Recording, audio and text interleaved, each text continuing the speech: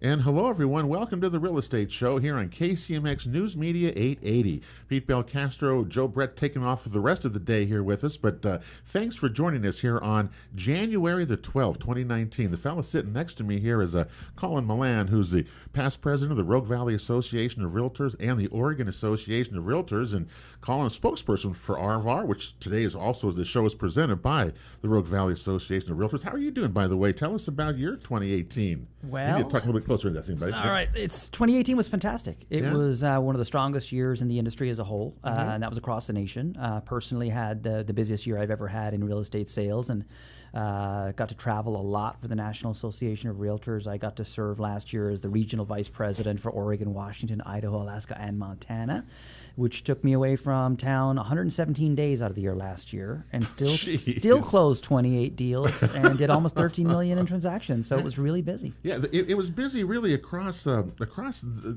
market, wasn't it? I mean, well, of course, you see a lot of national stats, maybe more so than we do here, but it was really busy here. I mean, that's what we're talking about locally. Market. Our market was a pretty active market. Yeah. As you say in the in your press release that you had, it was a year of two halves. Very much so. And almost down the middle, at the end of June, July, things started to change. You could feel it, you could see it, and it changes. Nothing stays the same for very long.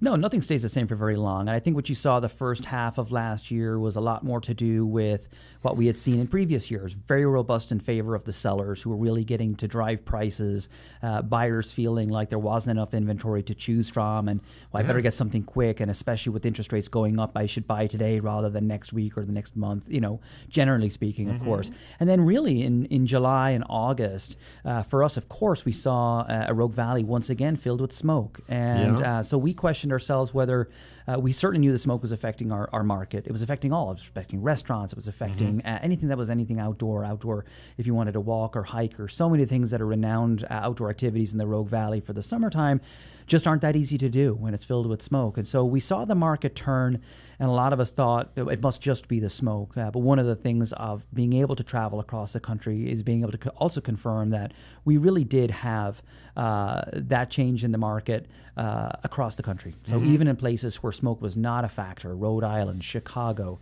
they were seeing a change in the market. And what I mean by that is we saw more inventory coming on the market. We saw just as many buyers buying, but that increased inventory led to an easing of the supply crisis. So there was the same demand. We saw increased supply. That slows things down a little bit as buyers are able to sit back and consider the property a little bit more. And so that's what we mean by two halves. We saw the last part of the market last year with that increased inventory, and we wound up the year with 25% more inventory than the same period last year. I think that was one of the most interesting parts of that. Inventory, as we talked about, it was so tight for so long. Remember, there was under 1,000 properties in the market for years, really, and then all of a sudden we do have more. You're talking about the snapshots, and just there's so many stats we can share with people today. I don't want to totally go over crazy with it.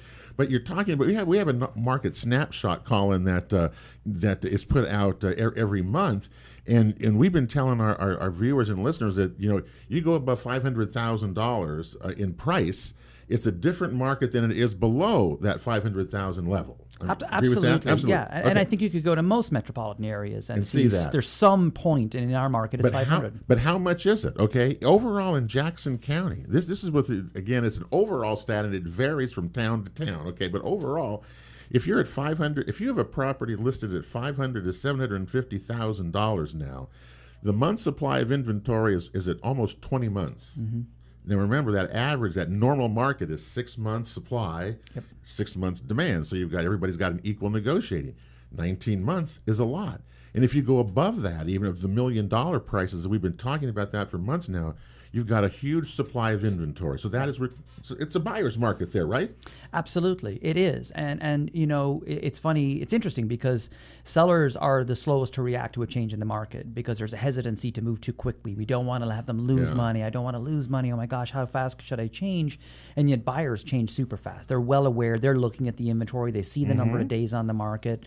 They're not wanting to pay a premium. They don't want to be the last ones to pay top dollar for property if the market's indeed changing. So communicating that to the sellers and hopefully having those prices reflect today's market conditions. That said, I think it's really important to not be alarmist. We're certainly not looking at a 2008, 2009 crisis where the downturn is so dramatic that we enter into a housing crisis on a whole other spectrum. No. There's nothing that indicates we're going anywhere close to that. Well, I agree with you totally. We've been talking about that. There's nothing, you're right, showing anything near that. Lending is still robust, but lending is also pretty strict. I mean, what you can lend and not lend. So I think you're right about that. If you look at the other side, though, Colin, which is so interesting on it in terms of below 500,000, on these stats in Jackson County, you got if you're priced at 350 to 500,000, you have a 5-month supply, almost a 6-month now. 250 to 350,000, a 3-month supply. Remember, a few months ago, before July and the smoke, these were down at less than a month. Yep. Remember? I mean, all the way through. Really, all the way through. We saw it beginning at the higher level first before it came down to the lower levels, but we're seeing it now, right? So it's all there. It's absolutely. And really, again, it's an introduction of increased supply. It's not so much that, oh my gosh, properties are losing value. What I've helped explain to some of the realtors in our market and some of the agents in my own office is it feels like we've been sprinting at 125 miles an hour for the last 5 years. And somebody slammed on the brakes and we're at 90 miles an hour now. So we're still moving really, really fast. It just feels like somebody slammed on the brakes a little bit in relative to what we're coming from. Yeah, but and they're coming from everywhere. I mean, it's just amazing to me, just holding open houses. And this has been in East Medford, so what I've been doing lately, it's just the amount of people and what they're doing. They're looking for lots of different properties, lots of, let's face it, in my age group of the baby boomers, so we're talking about, they're out there forcing, and they're looking for properties. I'm amazed how many retirees I'm seeing coming up, live here, looking here, coming from around, looking for that type of property out there. And boy, they're out there. So I think, again, that looks a good thing for 2019 because there's a lot of, I don't want to say a pent-up demand, but there's a lot of activity going out there. Yeah, so one of the other great things I get to do when I travel is listen to various different economists, just in regions and then nationally. And one of the encouraging things for the real estate market is that there are increased concerns that the overall economy might be heading towards a recessionary pattern. We'll see. Economists at first say they're not always right, so maybe they're not. But the interesting part about this particular cycle, if it does develop in that way, is that they're still pointing at pent-up demand from buyers left over from the last downturn because that was so dramatic. So they're actually saying that the housing market will still remain fairly robust with stable interest rates, relatively speaking. And so obviously we're always concerned when we see slowdowns in the economy, but in this time around, that shouldn't be indicative so much on the real estate side as it has been in years past. Buyers will have a greater opportunity to shop in a price range and not feel like they're going to get priced out in 6 months as those prices stabilize. Is the hardest part right now for sellers, do you think, to get them to realize that the market has changed? I mean, that's the kind of thing people are used to. They hear stories of us talking about multiple offers in this and things like that, and it kind of sends a false sense of what my property is worth. So sellers really have to adjust also, don't they, to this new kind of condition right now? They absolutely do. And they can either sit and wait for a buyer to write a more aggressive offer because they don't want to pay the premium, or they can adjust downwards to where that buyer is going to be. And I know that one of the common myths out there with homeowners about time to place their home on the market is let's wait until spring and everything's fantastic. Well, why would you wait for all of your competition to hit the market at the same time as you? This is actually a sweet spot right now. I mean, it's 65 degrees out today. It's going to be a great weekend. And, there's really no reason to hold back and introduce more pressures to the marketplace with more increased supply, potentially higher interest rates, than just kind of getting ahead of the curve right now. And that's what sellers should really be looking at. Do you anticipate, I think we all do, that the spring is going to see we've seen an inventory increase, 20%, I believe, from a year ago. Do you see that it's going to increase in the spring also? Well, I think we're going to have a lot more inventory coming in spring. Do you? I think so. I genuinely do. I think you typically do have an increased inventory in spring just because it's seasonal. I mean, it's interesting. Sellers will do that. And what I say to them is, if you were looking to put a photograph on the front side of Sunset Magazine, wait until spring. It'll look beautiful. If you want to sell your house, the faster you can make that decision, the better. So they're very different things. But I expect the inventory levels to pop up again in the summer, giving buyers more choices. Where buyers are going to feel the real pinch is they just got to watch those interest rates. Yeah. If a seller's at 300,000 and then they drop it to 270, with the interest rates go from 5% to 6%, buyers paying the same. They've just taken away the gain. But also what's interesting too is as the stock market kind of did its thing in December, interest rates dropped back down. Mm-hmm. I mean, they're below 5% right now in general, not for everyone, below 5%, which is really a good thing. I mean, predictions for 2019, I have no idea what that's going to end up as. But right now, as we start 2019, interest rates remain in that level that's affordable, and people are not afraid of them. That's correct. I think that's the biggest thing. And even when interest rates went up last year, they went up at a pace that the buyer in the market could absorb. I mean, I think if you're shopping for a house and it's 5% today and it jumps to 6% tomorrow, that absolutely causes a pause. And whoa. But when you go up 1/8 of 1 point over several months, it's something that the buyers can adjust to and sellers can adjust to. So, the Federal Reserve raised 3 or 4 times this year. They're predicted to maybe slow down that in the beginning of next year, 19, as they look at what the economy is doing. But I think, Pete, to your point, as you just made about the stock market, look at the Fed rate. So many people think that influences the mortgage rate. And the last couple of times it's gone up, the interest rates for mortgages has gone down. Yeah. So they're not tied at all. That's the real point there. That's probably a good thing. Let's see a couple more of these stats that we share with you. Pending sales, all right, down 17% in December. Mm-hmm. Surprising to me. Yep. New listings were down 14%, but that was December, and December was usually traditionally it's the lowest month of the year in activity. Yep. I mean, is December. So these may be a little bit deceiving, okay? Average days in the market now are 52. That's risen. Yes. And I think people say, gee, you guys sell within 30 days. And I know we've talked about, we all want to sell within 30 days. Right now, the average is 52. And again, that's average. So, I mean, Pete, we do our real estate tour in Ashland on a Thursday, and you look at the inventory and how many realtors have been doing this for a long time will walk into a house and go, wow, that's well priced, that'll go quickly. So those are the ones that are 0, 1, 2, 3 days on the market. The ones that are kind of pushing the envelope on price, they're going to sit. They're going to sit that little bit longer. And you know what? Buyers are really sensitive to that because they're walking through the same houses. They go from one to the next, and they have a sense at the end of the day, what one look the most value, and they typically all go to the same one we do. So they know what they're doing by the end of the day. What you're saying is that you have to have it priced right? Yeah. I mean, that is because in the end, it always comes down to price. Exactly. You may have amenities here and there. Yeah. But it comes down to the price. It really does, because buyers are really, really sensitive to it. And there's a way to do it, and it's pretty simple and straightforward for us as professionals to be able to help a seller understand. And one of the things I think that we're shifting to in our market, realtors, we typically used to do market analysis just on sold data. To give you a sense of where it would comp out. We're starting to reintroduce actives to that picture, not so much to see if the value is there, but to help the seller understand what the competition is doing. What is a buyer in that price range looking at? And if something else, maybe whatever sold 6 months ago isn't as relevant as the house across the street that's maybe slightly nicer, a little bit bigger square footage, and if they're priced less than you, that's the market now. That's what you have to be competing against. It's an exciting time in real estate, isn't it? I mean, I think that we talk about some of these things, but this is an exciting time because there's so much going on and so much anticipation of what lies ahead. We've got a break coming up here. We're with Colin Mullane from the Rogue Valley Association of Realtors. We're talking stats, looking back at 2018, looking ahead to 2019, that and a whole lot more when we continue here on KCMX after this. And welcome back to the Real Estate Show here on KCMX News Media 880. Pete Belcastro with you today, along with Colin Mullane from the Rogue Valley Association of Realtors, as we kind of look back at 2018, the stats that have come out this last week. They tell a great story of the real estate market in Jackson and Josephine counties, and it was a year of Colin, it was a year that showed a lot of, I mean, there was so much going on. I was surprised that I thought it was going to beat 2017, but it didn't quite beat 2017, did it, in overall? So, because we started to see the change. We call it, remember, in our shows, we've called it the normalizing market for months. We've been talking about that.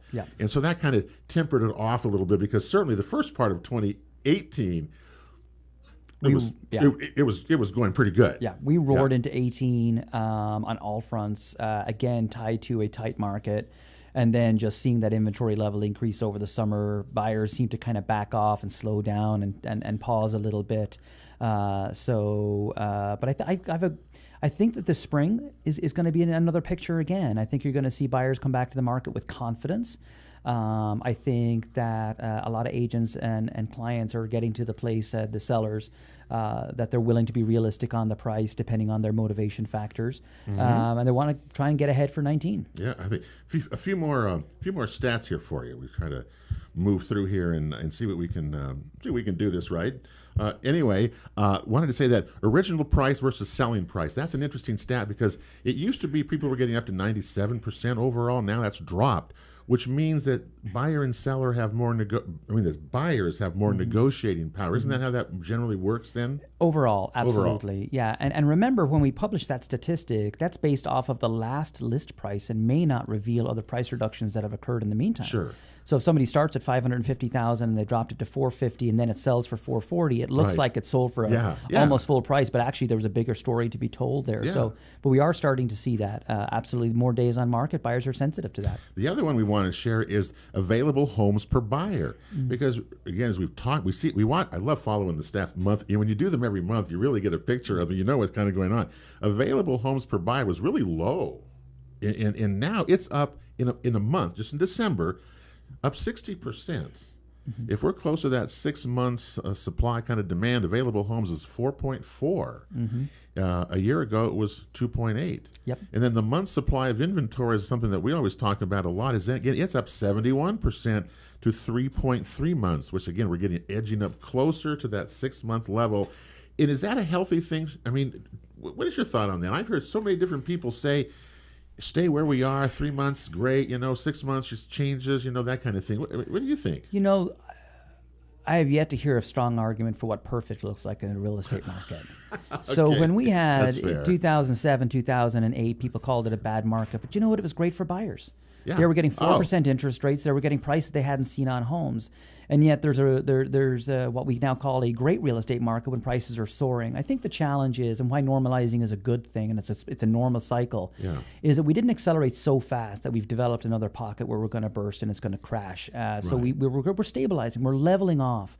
And it's a good thing because it allows income levels to increase. It allows, so as prices stabilize and stay the same, and maybe we see a few dips down, again, nothing like before, it allows wages to rise and people now to be able to afford houses again. So we saw a lot of conversation around affordability of housing. We continue to see conversations around affordability of housing and high rents and what the solution is to that. So this is an opportunity to kind of reassess and what that should look like to prepare for the next time it goes up so that there's more housing available. And housing affordability is such an issue. Again, just stat-wise here, we're 20% less affordable, according to the stats, than we were a year ago, which means some people are being priced out of that housing market and things, and you go through there. And if you keep looking at the stats, Colin, which surprises me is we went down so much over the year from the previous year of 2017, especially in new construction. Yep. And here we're talking, we have builders come in here and do shows, and they're busy, and yet overall it was down. There was, I think, only a half a dozen. I mean, what's really surprising me in Josephine County, there's simply no new construction going on there. And we're not meeting the needs and housing needs, and so it becomes less affordable for a lot of people. And man, these stats bear all that out, I think. We're tens of thousands of housing units short in Oregon, and they're simply not building fast enough, and they can't build fast enough. And so it's a real supply issue. And a lot of it's to do with the fact that we had a lot of builders and contractors and construction workers get out of the business after the last crash, because that just really became a problem. And they found other jobs. They were reluctant to come back into the field. They felt it was too inconsistent. They didn't want to go through that cycle again. So it's a difficult business to attract them back into. Do you think the cost is what's doing it? I mean, in Jackson County, we ended up with the median price in new construction was almost $350,000. But I've seen price reductions on the MLS every day in new construction, prices coming down on some of this stuff. So I'm just kind of, I don't know I just question what we're building, and yet we had Sal Escobar was in here a couple of weeks ago saying, it's Tina Kotek in the legislature are proposing cities over 10,000. You have to build only multiple units on properties in the future and things like that. I don't know if that's the answer, but it's the mess. I haven't heard a good enough answer coming out of any federal body or any legislative body. I haven't either. I agree You know, with that, if you're looking at builders, and I've got builders clients, it takes them 18 months to get through all of the red tape before they can even put what we call sticks in the air. Yeah. That's 18 months that they're paying loans on the lot that they bought, 18 months that they're trying to work through all the application processes, 18 months that they're not building, that money's going out and not coming in, and we wonder why new construction is so expensive. Yeah. If the legislators could look at expedited manners by which builders could build and say get sticks in the air 3 to 6 months, that would make a huge difference. It won't solve all of the problems. But when it comes to legislators also dictating what can be built by whom and where, we completely interfere with the original process and thought behind ownership and property rights. If you know, freedom of choice and property rights are fundamental to the American dream and have been forever. So when it's dictated, oh, by the way, you wanted to build that nice house, but now you've got to build this, this, this, and this. Right. Let's take a look at where the problem really lies and what they can really solve before they try and dictate otherwise. Or how about some incentives for people to do something instead of just the dictation here, this is what you're going to do.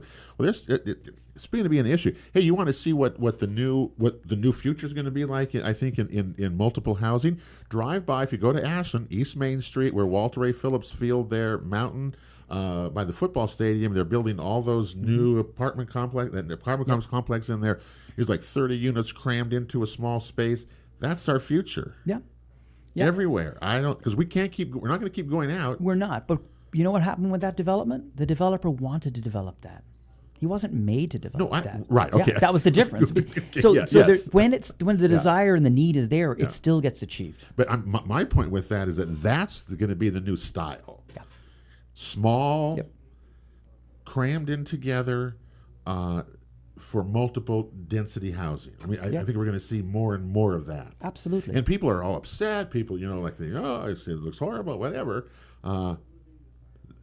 That's how you're going to solve some of this problem, right? It is. It's the only way to do it. It is. Density is actually a good solution to prevent urban sprawl, taking up the footprint on the land that we need so much to grow our crops and to create the healthy air and all of those things. So infill has historically proven to be a good way to go about it, provided the infrastructure supports the increased populations, that your road systems can take it, your public transportation can take it, the schools can take it. I think the biggest change probably this year that I've seen from governments, from Joe going to all these meetings doing stuff, is the willingness now of city governments to allow additional dwelling units and tiny lots and this kind of thing out. We never talked about this the previous 9 years of the show, and all of a sudden now this is like on the front burner. Yep, you've got tiny homes popping up as a conversation. Yeah. You've got much higher densities, and you've got in cities like Ashland and Medford, where I think most people would agree they probably are two city governments that are the least alike in the valley, but they're all moving in the same direction. Which is surprising, and I think that's good. Yeah. Because it hopefully will be able to solve some of the problems, that we face. It's another interesting part that has happened. How much we dominated by foreclosures and short sales. You talked about those, my goodness, for years and years, and they've literally disappeared. There's only 7 short sales in all of Jackson County last year, and only 130 foreclosures. Yeah. It's about 10 a month, I guess that would roughly be. Yeah. But that's really fallen off. I mean, that's how strong. To me, that showed how strong the market actually is by seeing that. Absolutely. And one of the points I made earlier in the week to somebody else on this topic is, the foreclosures still at 130 units for the year is actually still a lot of holdover from the original crisis when we changed how homes could be foreclosed on in Oregon from non-judicial to judicial. It slowed the process down. So that's still inventory that has been held. It's typically not people today defaulting on the loans, getting foreclosed and coming on. So I think that's an important point. And then short sales are the exact same way. If you've made it this far, for the most part, the market has brought the value of your home back above what you owed on it. Because remember, that's what the short sale is you don't have enough to pay off the debt. So now at times, even if you have to sell, the property is worth more than the loan is. What really has surprised me is was the fall of rural properties in both counties. The number of sheer volume of rural properties dropped. Their value, some places dropped, or certainly did not rise as in residential places did. That surprised you? I mean, I think maybe that may be over now. The marijuana, the cannabis rush may be over. Yeah. But they've affected. The rural properties have been affected probably more in this area than anything. Yeah, I think we're starting to see that market settle back down. I think that you don't have to drive very far in either Jackson or Josephine County to recognize where those farms are successful. And for want of a better word, it's no longer a growing industry. It is, but it's not. And there's abandoned places out. Yep. I see. I mean, it's changed.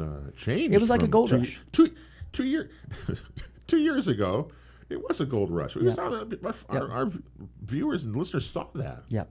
And how that's changed. Yeah, My it has, God. which is good because I think again, it's that's good. another normalizing of the marketplace, Yeah. and we've settled into a rhythm I think a little bit better that fits the dynamics of the Southern Oregon real estate market, and the population as a whole has kind of absorbed that a little bit. And then you've also got neighboring states like California that have made it legal, so that has kind of de-emphasized the need to grow here quite as much. And I'm glad of that. Yeah. Because it really was out of control. Yep. For a while. It was. It just seemed It was very disruptive. It seemed so crazy, and neighbors were. I mean, we didn't vote for this. I think that's the thing we kept saying was that we didn't vote for these humongous cannabis farms. We didn't know we were voting for. We didn't know what we were voting for. We didn't. We didn't know enough about it, that's true. we were kind of a guinea pig of sorts. So Yeah. other states have modeled theirs a little bit better than we did, and they got to use us as an example, I suppose. But I think overall, it's been a positive thing. Yeah. And I'm glad of that. So anyway, we got a break coming up here. We got one more segment to go, and so we talked about rural properties. We talked a little bit about new construction. That bothers me more than anything. Is that what's going to happen with people's ability to add to their property? And if we're talking about really wanting to solve the housing problems and our housing issues, we got to address that and allow people to do this more. The issue is also down to parking in cars, and those things that go with a large-scale kind of development, or even subdivisions that bring in traffic and all those kind of things. So they kind of go hand in hand. Yeah. There's no, and let's face it, there's no really easy answer to this. But at least what I'm encouraged about, Colin, and you're around it a lot more than me, is that elected people seem to be paying more attention at least to it, and at least are talking about this issue more than they have in the past, maybe a little bit. They have. It's going to be an interesting year in the Oregon legislature. We've got several issues of concern that we have in terms of what the way they might go with related to housing, particularly rentals. And so, one of the things we hope is that they're open to having conversations with those of us in the industry and actually know what we're talking about. All right, we've got a break coming up here. We're going to come back with Colin Mullane. Today's show is presented by the Rogue Valley Association of Realtors. 2018 was quite a year. What lies ahead for 2019? We'll get Colin's your predictions maybe or something like that when we come back right after this. Welcome back to the Real Estate Show here on KCMX News Media 880. Pete Belcastro with you, along with Colin Mullane from the Rogue Valley Association of Realtors today. There's been so much talk always about these stats and what they mean and go on. And, I think 2019 is going to be a pretty interesting real estate year. I just, Colin thinks so too. And I'm happy about that. I like it. It shows you the economy is strong here right now, surprisingly so. Yep. We have low unemployment. Yeah. We have rising wages, perhaps certainly not in line with the increase of house pricing, but that's why maybe 19 will be the first year in a while that wages will start to rise faster than house prices and give those buyers the opportunity to get back in if they felt they got squeezed out. Hopefully we're not going to see any dramatic increases in interest rates, and that remains competitive for them. So I think overall 19 is going to be a really good year for buyers and sellers. Maybe for the first time ever, both are going to have a win-win. Everybody's kind of more equal. Yep. You can't hold the sellers can't hold the sledge over me as they have some. Let's face it, it's been a seller's market here generally. Right? I mean, for the last since really 5 or 6 years, for a long easily. time now. Yeah. And we've seen so much change in the market in terms of what's available, normal properties. We've gone through rural properties and construction. What concerns you the most as we go into 2019 at this point? I mean, we're in January. We're just starting. And it's going to be quite a follow this for the next few months. I think that one of the things that concerns me the most is we have so much uncertainty right now globally, politically, globally. The stock market is an indicator of where buyers and consumer confidences may lie. I mean, you've seen stock market record losses and record gains within days of each other, and that's just indicative of people being nervous. And when people get nervous around the economy, they get nervous about housing as well. And if you look at buyers that come from outside of our market, Bay Area, LA, Seattle, that are moving in, a lot of times they're moving here towards retirement, and they want to utilize either cash from cashing out some of their retirement funds, and most of those are tied to the stock market. So if we see massive fluctuations or a really big drop in the stock market that doesn't recover, it'll undermine the confidence of those folks, because who wants to cash out their stocks if they've just lost 25% or whatever the number would be? They're going to wait for it to come back and recover before they make that housing decision. If that backs enough buyers out of the market, that affects sellers and more inventory. So those kinds of things concern me, and hopefully we have a Congress that gets their act together and changes some of these behaviors of shutdowns and things like that. We have a legislative session coming up, which is always scary to me. I mean, every time since we've been doing our show every 2 years, we go through this whole thing again about mortgage interest deductions going to be changing and all these kind of things. What scares you about the legislature mostly? There was talk of another go around with tax reform, and we worked really hard to protect home ownership and mortgage interest deduction and capital gains exemptions, and we were successful for the most part. But now that the House has changed over to Democrats, I don't know how much they'll actually do together when they couldn't get it all done in the first place. I will say that the Oregon legislature may have some scarier proposals for Oregonians. That's what I think. Oh, absolutely. Than maybe anything the feds will do. Yes, absolutely. There's a talk of Oregon becoming the first state to have rent control for a whole state, and other cities like San Francisco can prove, and we have all the evidence that suggests that's indeed not the case.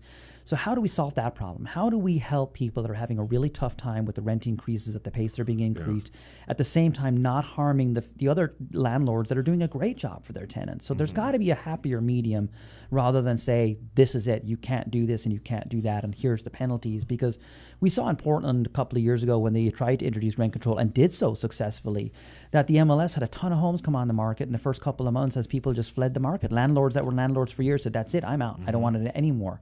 And they sold the property. And what happened then? They reduced the supply even more, created a bigger problem. And we even saw, as part of that, the vacation rental market has taken a lot of rentals off and things like that. You see that continuing. That's like going like this. A lot of people are still interested in that. Yeah, interestingly, I don't know how true the statistic is, but somebody that is well known to me brought a statistic out yesterday. Medford doesn't have a whole lot of regulation around VRBOs, and their point was, they said, look at the map. There's only 10 in all of Medford. You go to Ashland, and everyone wants one, but they did a really good job at saying where they could be done, and they have to be in multifamily areas. So we have more VRBOs in Ashland than we do in most other parts of the valley. But I'm leaving town next week. We're going to Maui, and we're going to VRBO, and I guess it's a huge problem there, because the amount of money that they make from people like me going for 5 or 6 days is the same as they were making for their previous tenant that was there for a month. Yeah. So it's hard to argue, that isn't impacting. Of course it is. And we are talking about ownership of your property, personal property rights, what you can do with your properties and things like that. It really makes a conundrum. It does. In communities. Yeah. And yet the demand is there, and you're right, you can make money on your property. Can I add it as an additional dwelling unit to my place? I mean, there are opportunities out there. And there are. And there's a responsible conversation that can happen to make sure that we get to the right place. And we have to listen to all of the voices. We can't just say, this person's right, we're going to rally behind that all of the time, because usually whoever's shouting the most hasn't heard from all the sides, and really all sides need to be heard to get to the. And I don't know if there's a perfect solution for this either, but there's got to be a better one. Yeah, the worst thing could be is if governments are going to start their thing about we're just going to tax and tax and tax property. It's easy to tax, and that worries me more than anything. In the legislature, the gross receipts tax is going to be affected by real estate, things like that. But I know that what's interesting about it is that that the Oregon Association of Realtors lobbying, they're on top of this stuff, right? I mean, so we're going to know what's going on. We watch it like a hawk. It's one of the toughest things to do, because there are so many thousands of bills that get floated. They've got to follow the ones that are the more active, and then they got to watch for people that insert language into bills at the last minute. Right. And it's easy to sneak stuff by, and it's a tactic that can be used at any given moment. So we do our utmost to really monitor those bills and make sure that we're there for the hearings and have the ear of the legislator, so we can inform them where the challenges and the pluses and the minuses are. But it's a big, big challenge. It's going to be quite an interesting year. I don't know where it's going to end up or how far along it's going to go, but I'm looking forward to it. I'm optimistic, I guess, and I'm usually the negative one of all of this.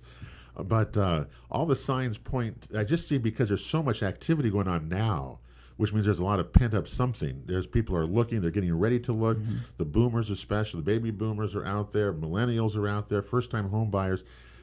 Our lenders in our valley are working hard. So there's a lot of activity. The fires in California, we're seeing the first of some of that. Some of the agents have been telling us that they're hearing from people there. They're getting settlements and stuff. But again, the one thing I got to remind you that people are not going to overpay for a property. No. Right? I mean, there's a handful of properties in the Jackson County. If you said that house, and that house, everyone wants those houses. Yeah. That's it. They're the only ones people might overpay for. Yeah. They just don't. Yeah. And if you have a main level master, the baby boomers, that's what these retirees really want, and things like that. So it just depends. Depends where things are, what you're doing, where it's at. But it's certainly a lot of opportunities, I think, ahead for 2019. Yeah, right? I think builders are really savvy. They're building for a broader audience. They are building homes a lot more with those master levels on the down, so that if somebody doesn't want to use staircase, they can still live the majority of their lives on one level. Yeah. And that's that's a healthy consideration to have. And so builders are smart with that. They want to build to the broadest audience. But like I said earlier, like we talked about, builders aren't going to build their way out of the supply crisis. But we're starting to see a natural correction anyway. Yeah. So Yeah. we'll see. Well, I'm just hoping that people will start doing more ADUs, using your property, take advantage of some of those. Governments need to make more incentives for people to do this stuff, because we can solve the housing crisis ourselves if government would let loosen some of those strings. But then people go neighborhoods, I don't want this, don't want that. But let's face it, we're all in this together, and we have to have some housing, decent housing for all of us. Don't forget, you can check out any of our past shows at realestateshoworegon.com. They're out there for you to watch as well. So, Colin, thank you for coming today. It's great to listen to your perspective of this stuff, because, I think sometimes maybe you go crazy talking about it so much, but listening to you, and as you look at all this stuff, 2019 is going to be, I think, a pretty good year. We're going to keep an eye on it politically, but other than that, off we go, right? And see what's out there, and we'll keep track of the stats and let you know what we're doing, right? See how it goes. That'll do it for the Real Estate Show for January the 12th. For Joe Brett, I'm Pete Belcastro. Thanks for joining us. Have a great week, everybody. God bless you all. We'll see you back here next week on KCMX.